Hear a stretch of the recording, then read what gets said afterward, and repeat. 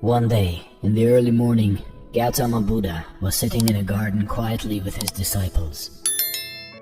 A man arrived silently and stood in the shadows. That man was a great devotee of Lord Rama. He had built many temples across the country. He had devoted many years in the service of Lord Rama. He would always chant Rama's name and contemplate on Rama's greatness. He was old and close to his last years, and even after many years of dedicated spiritual effort, he was not enlightened. He wanted to know for sure if there is a God or not. When he heard about the Enlightened One, he came to get his doubt cleared. When he felt that nobody would notice him talking to Buddha, he asked Gautama, "O Enlightened One, please tell me the truth, and truth only. Is there a God?" Buddha, from his intuition, knew that man to be a great devotee of Lord Rama. He looked at that man with seriousness and said, "No, my friend, there is no God." Buddha's disciples that had gathered were very relieved and joyous to finally know the truth that there was no God. They all started muttering between them, sharing what the Buddha had just told.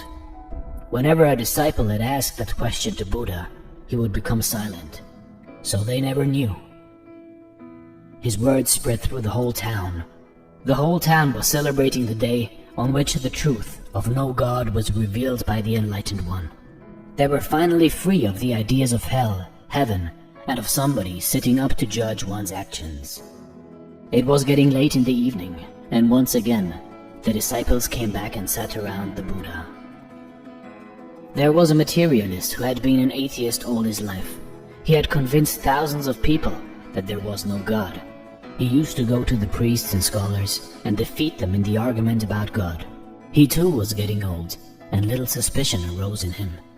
What if there is God? Isn't it a waste of my life to spread the no God message if there is God? He was eaten by his doubt. He finally decided to know the truth and sought the Enlightened One.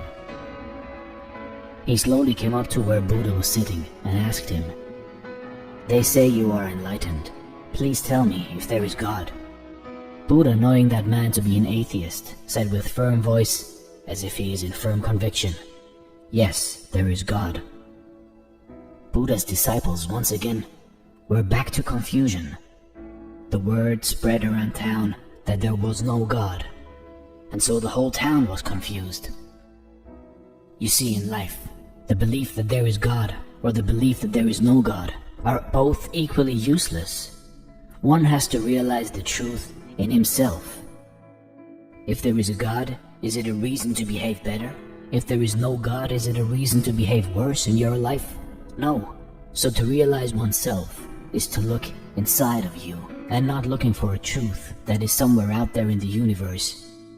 Because life is short and you can spend your whole life thinking about if there is God or no God.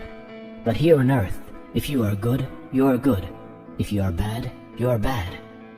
This is Dare to Do Motivation Stories. Thanks for watching and stay blessed.